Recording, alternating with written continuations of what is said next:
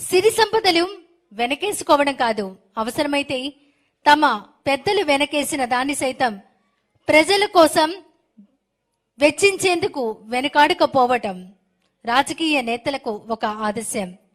ఒక లాల్ బహదూర్ శాస్త్రిలా, ఒక టంగుటూరి ప్రకాశం పంతులులా మండలి ఆ జాబితాలో చేరిన గొప్ప నాయకులు.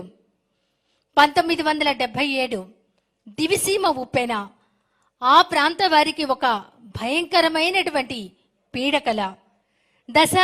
దశాబ్దాల అభివృద్ధిని ఓ కాళరాత్రి తుడిచి పారేసింది. మనందరికీ తెలుసు, ఎంతో మంది ప్రజల బ్రతుకుల్లో చీకటిని చిమ్మింది.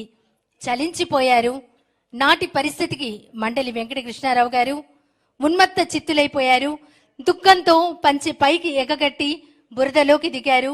ఎంతో కసిగా ఆయన శ్రమించారు. 1-2 రోజులు కాదు, నెల రోజులకు పైగా వారు కష్టపడ్డారు.